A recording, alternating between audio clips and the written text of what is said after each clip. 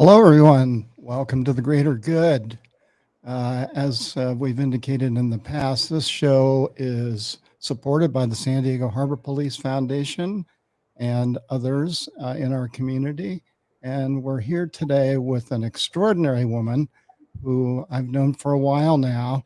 And we're going to talk about some really interesting things. Plus, she's a really cool person. I'd like to introduce everyone to Susan Munsey from the Greater Good. Hi, Susan. Hi, how you doing? I'm really good, thank you. I'm here Good. with some good friends, Sarah Morga, Brett Davis, and a new friend that I just met, Robbie, who was apparently a rock star in the athletic area at some point in his life, a Vietnam veteran. So the room's just full of positive energy, great people, but no greater than you, I can tell you that. So Aw. Susan Munsey, oh my gosh. She's 75. What? Can I show that? Right Here's- in the middle. Here's a picture of the gentleman sitting in front of me. Oh my gosh. He's 75 years old. No the guy way. He's There's ripped. hope for me. The guy is ripped. I'm jealous. I'm humbled. I think Yeah. I got to go do some bench presses and some push-ups. Me Excuse too. me for a minute. Yeah. Anyway, we digress. We're here for Susan, my friend Susan. Susan, you have an extraordinary life story. And just so the listening audience, and by the way, I think I was told there are 50,000 people listening to this show on a regular basis, not because of me, but I think because of the people that we bring to the show, which encompasses what we say the greater good. And when I think of the greater good, I think of people and institutions that do more than just write a check. I'm talking about people that put feet on the ground, get their hands dirty, and actually get the hard work done. And Susan Munsey is head and shoulders in that category for any number of reasons. So maybe you can tell us a little bit about how you got to be on this show. All right. Thanks, Jeff. I appreciate that. Yeah, well, I guess to go way back, when I was 16, I was sex trafficked. And that happened in a very common way, just like what's still happening now. And that's what we call boyfriending in. And it's an older guy and a younger girl. And he puts on a presentation that he's interested in being her boyfriend. And she's usually got some vulnerability factors. And so she and we fall for it. And then we can get stuck in a life of being sex trafficked. Fortunately for me, it wasn't too long, and I got arrested. And I didn't think that was such a good thing at the time, but it gave me a break from my trafficker and helped me to really see, what was happening and that he wasn't my boyfriend, and a boyfriend wouldn't do that to me. Yeah. So, fast forward, I was part of a group who wanted to do some help with this issue that's still huge today. And so we put together a program based on what research had shown that the women needed coming out of the life. Right. And some other things that I just felt like as a social worker would be important to have in the program. And so in 2009, we opened our program and started accepting women into GenerateHope. Yeah. It's an amazing story. And what's even more amazing, and of course, I know a little bit about human trafficking, as you know, Susan, Yes. but that you were able to get out of the life as quickly as you did. Yeah. I mean, tell our listeners a bit about how difficult and why it's so challenging for mostly women to once they're encapsulated, once they're captured and basically enslaved into this life, why it's so difficult for them to get out. Well, there is that boyfriending, and there's a strong bond that's developed there. And she may not have anybody else in her life who she has a strong bond with. Usually, we don't have strong family bonds. And so that one takes a hold, and we can kind of fall into what's called trauma bonding. And if anybody remembers Patty Hearst, we know now that that's what happened with her. Right. It wasn't understood at the time, and she had a real difficult go at it. Right. But that bonding can happen. And, the trafficker isolates her from her family, her friends, gets her dependent on him, maybe moves her around so she's even more dependent on him. And then there's also just a lot of different kinds of manipulation that can happen. So he may have videos or pictures of them having sex, and he threatens to show them online, and nobody's going to respect you. And once she's been sex trafficked, she's often told, you're not good for anything else, you're lucky to have me. And there's a lot of brainwashing that goes along with it. Tell me about invisible handcuffs. Yeah, because people think that if they're not handcuffed to a bed, why don't they leave? And it is all that manipulation. It is the coercion. It is force and fraud. They maybe have a younger sister, and he says, if not you, I'll get your sister. Or I'll kill the family dog. Whatever kind of soft spot he can find, he'll manipulate. And he has, early on in the grooming phase, he's learned a lot about her and her life and what her weaknesses are. And he manipulates those things. Yeah, it's really tragic.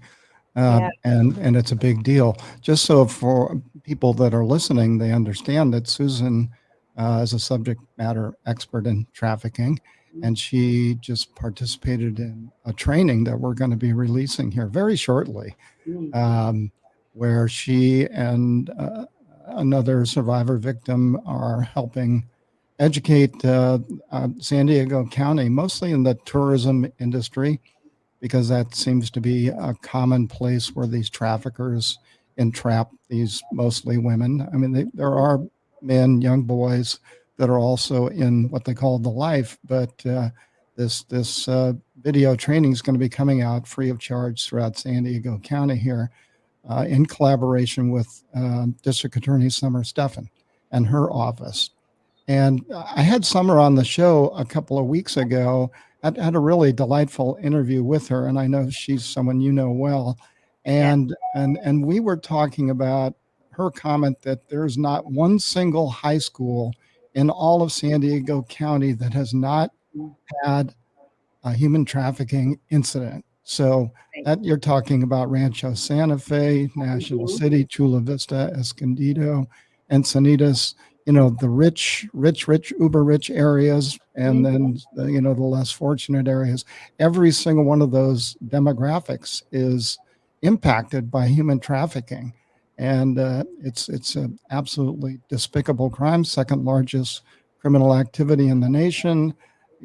San Diego County, it's $810 million plus a year industry that affects as many as 8,000 young, mostly women throughout the county. And that during the pandemic, of course, that number went up dramatically. And so did the average age of the woman trafficked. It went down. It used to be around 16. And according to Dan Deerdorf from the Human Trafficking Task Force here, that number's in the 13 and 14-year-old range now. So not getting better, it's getting worse. And so with Susan Munsey and GenerateHope and other people involved in that training program, we hope to make that something that people actually understand and know what to do about. But enough about that sort of negative, horrible criminal activity. Let's talk a little bit about Susan Munsey, by the way, who is a CNN hero, Anderson Cooper. She's a rock star throughout the nation. You were selected among hundreds of people throughout the United States of America to be one of their heroes. Can you tell us a little bit about what that was like? Well, that was very exciting. I I know that now that people across the nation send in nominees, and they narrow those nominees down to the top 10, and that's what I was part of. But there are several stages to go through before you get there. And they come out and they do filming and ask a lot of questions. We give them lots of information. And then CNN just treats you like a movie star. You know, You are. Yeah. I wish There's I no had. denying it. Just get used to it. Yeah, they flew us out and put us in 5-star hotels with suites, and just, we got to take a friend along, and then there's the whole production, the CNN production, and just getting to meet the other 9 people was just fabulous, because everybody's doing something very unique and selfless that comes in for that award. So that was very exciting. Yeah, I remember it well and thought, wow, we're growing our own right here in San Diego. And you really are doing remarkable things. I know that Generate Hope, your organization, focuses on women who are trying to get out of the life, and you take care of them for pretty much all of their needs. What do you think is the average time it takes for a survivor victim, once they are out of the life, to actually feel like they're kind of normal again? Well, I think it's a lifelong struggle, after having been through really the horrors of trafficking. Not something you want to go through, or you want anybody that you love to go through, or even anybody that you don't love. Right. Yeah, for sure. But what we see generally is it takes about a year at our recovery program, sometimes a little less, for them to kind of get on their feet, to get their head out of the lifestyle, to get some psychotherapy, some help with their education, and get back on track with whatever they'd like to do for their career. So they usually spend about a year there, and then some of them go on to our transition program, which is kind of a Generate Hope light. So instead of 5 days a week, it's 2 days a week. And instead of 5 group therapies a week, it's 1 or 2 group therapies in one individual session. They're often doing EMDR, which is an incredible form of therapy that just really works beautifully with trauma, with PTSD. So some of them will come on to the transition program, which is kind of a step in between recovery and independence. Right. And at that point, they're working, they're going to school, they're keeping up the 2 days of programming, and we're helping them really truly get on their feet and never have to look back at trafficking, say, to pay the rent. Yeah, right. Well, that's remarkable. I know you started out with one facility, and you've expanded since you started Generate Hope. That was we've been so blessed. Yeah. Blessed. Yeah. That's a really great word to use, because you're a nonprofit and you don't sell things per se, but most of your revenue comes as a result of the generosity of people who believe in your cause. And how has that been for you during the pandemic, the fundraising part? It's been a little more difficult. some of the funds that we used to get have been diverted to COVID. Right. So we just keep working at it, and we have a couple of larger grants from the state of California, and then we rely heavily on foundational grants and individual donations. Right. So yeah, so I don't think the donations have gone down, but some of the grants we've had to Right. kind of pivot and look at other sources. Yeah. Yeah. Yeah. It's a constant 24-hour a day, 7 days a week job just to keep those funds coming in. And of course, knowing you want to constantly reach for more in terms of, your outreach for these for women mostly. Yeah. No question about it. Well, it was so, I met you a couple of years ago, and you've always just struck me as someone who's passionate and cares. And what you do is a big energy drain. It's a common, PTSD environment that you're working in, not only your own growth from your exposure to the life, but the young women that come into your life with everyone has a story, but it's pretty much the same deal. It's just got different sprinkles on it. And how do you manage that stress in your life? What do you do for Susan to keep yourself kind of squared away? Well, this is where I'm supposed to say I do yoga and exercise and stay in touch with family and friends. And I do some of that. But I just don't find it as a drain. I love working with the women. I love focusing on their future, and what's in front of them. We certainly do work on the past in their therapy. But I mean, my board had to tell me a couple of years ago to get out of the house because I was living with the women and, running the show. And they said, you need some space to yourself. And I went, kicking and screaming, but I did do it. Because I just love having time with the women. So it feeds me, really. I hear that. I've had the pleasure of interviewing, as Sarah knows, producer Sarah. By the way, she's not producer Sarah. She is the show. I mean, without Sarah, none of this would really happen.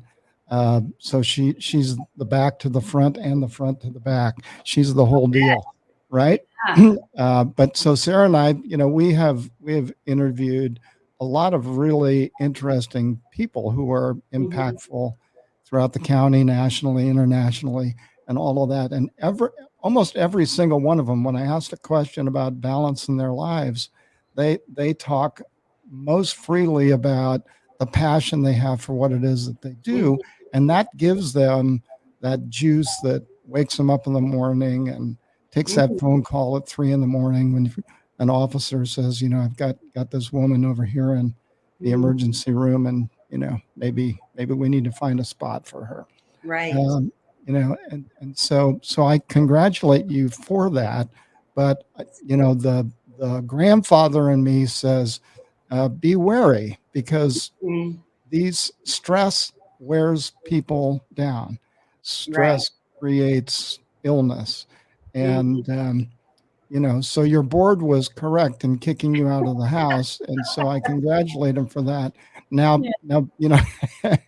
there's got to be a yoga class or a walking group somewhere near where you are. So just get out there and do something for you, and maybe that's as simple as going shopping or going to a movie or whatever. But it's a cautionary tale, and I've experienced it myself in my life. I've been in a lot of stressful environments. And when I don't self-care, the penalty is, it's pretty harsh sometimes. So watch it, lady. So, I do. I'm gonna start calling you up about once every other week and say, all right, what have Munsey, you done? what have you done for yourself today? Because just sitting around with these women is not going to do it for you. So if I you're not good, nobody's good. Right, right. Right. And So I you've do been, carve out time for myself. I just have to be very specific and thoughtful, yeah, to do that. right. So you've been told off officially. Yes. It's right, Yeah. right here. It burns. Uh,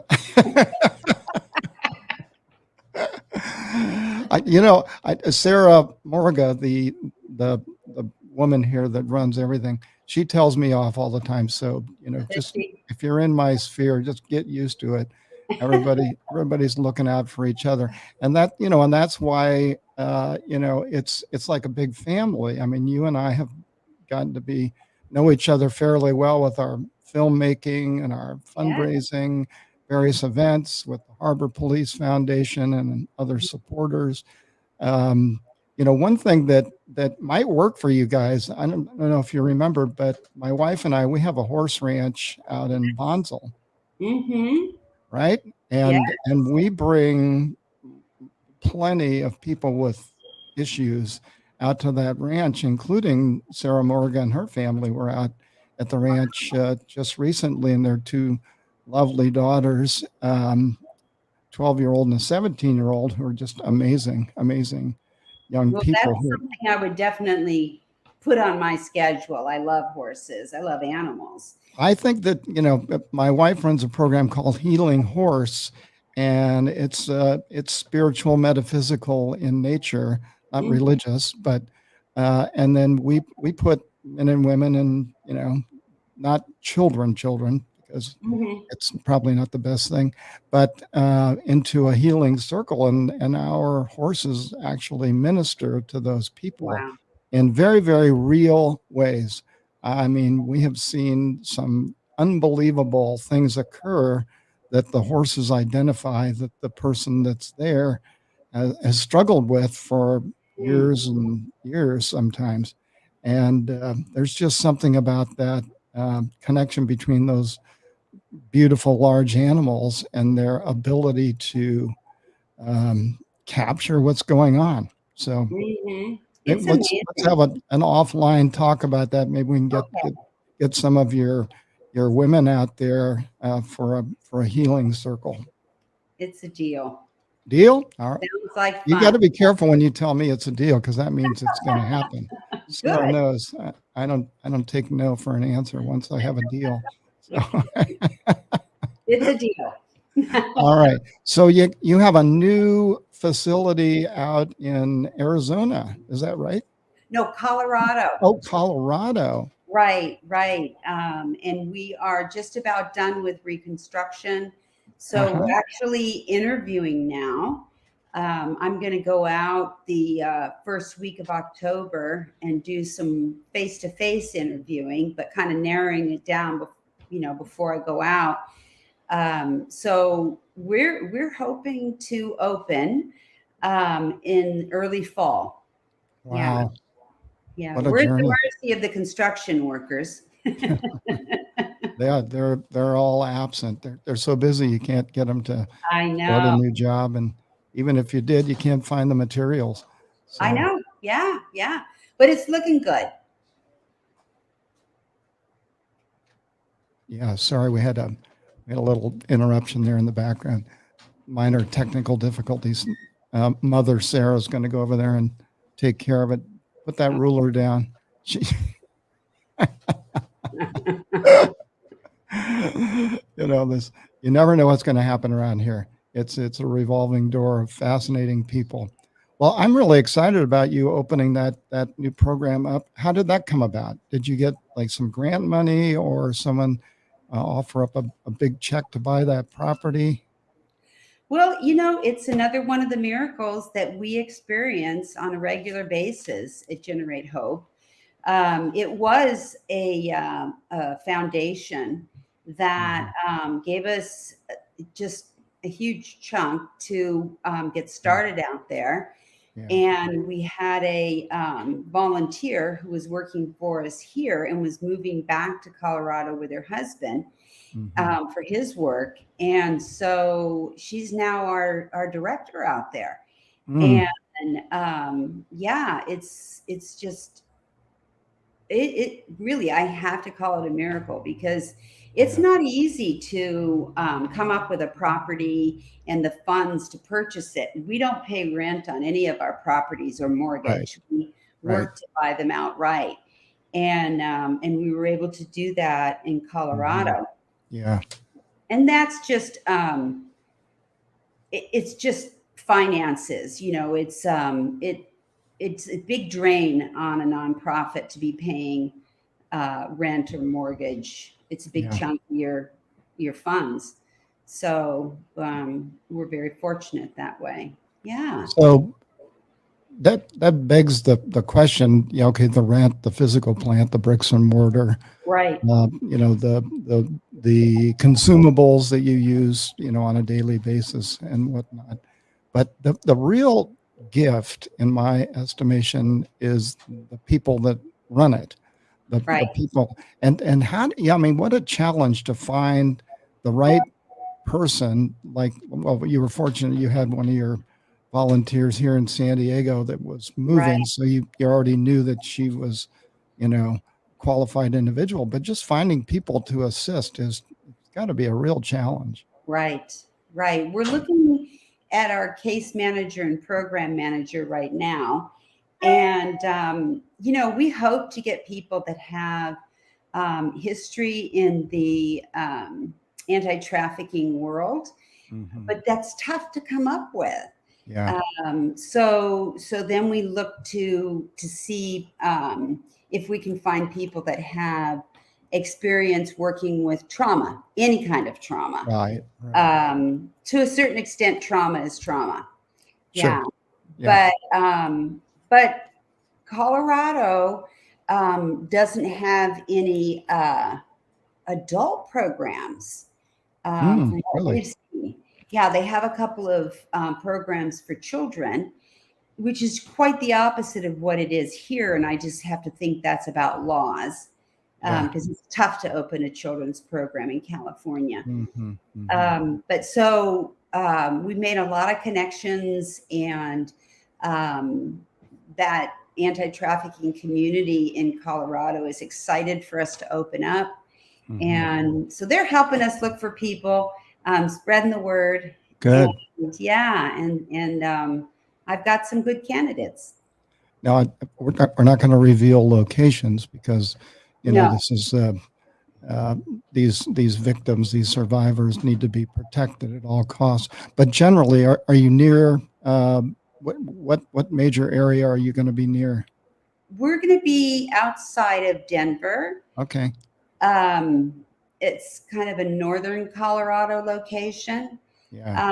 But we'll be close enough to Denver that, that's a big trafficking hotspot, Yeah. so that we can assist with, the women there that need to get out. Outstanding. Yeah, Well, maybe we can convince the people in Colorado to allow us to create a training program like we've done here in San Diego. that would be great. Yeah, Yes. localized. The real, in our opinion, the benefit, and even Summer Stefan warned me on the show the other day. She said, "You better watch out, Jeff, because this program that you have created is going to be a national standard before you know it, and Hmm. then you're going to be inundated with people that want to know how and where, and Right. the the program came together. So we're already starting to gear up for that. That's great. Corey Voss and myself. So um, yeah, it's interesting stuff. So yeah. Once you get settled in, talk us up, and we'll be glad to help people out where we can here. That's So great. yeah, pretty exciting stuff. So I know that you don't take care of yourself. So we had that conversation. Although you look great. I mean, I'll do it. I'll do it. you've got that energy that I'm sure draws people to you. And we Yeah. talk a lot about energy on the show because, without that positivity, that passion for whatever whatever it is that, makes Mm-hmm. or allows people to do things that are maybe a little bit greater than most, it's really a critical ingredient to that mix of the kind of Right. person that I want to talk to, and I think our listeners want to hear from. And you're certainly one of those people, and I Thank just want to thank you so much for taking time away from your busy day to spend it with us today. I also want to thank our sponsors, the San Diego Harbor Police Foundation, who you. generously support me financially and emotionally to be able to do this show. That's great. And I want everyone to look up Generate Hope on the wide world of web and send copious amounts of money your way so that you can Yes. sleep at night and not have to worry about where the next house that you're going to buy is going to come from, because you're one of those very special people that deserves all the support that we can find. Thank you. Thank you so much. You're welcome, and thanks again for being on the show. My pleasure. All right.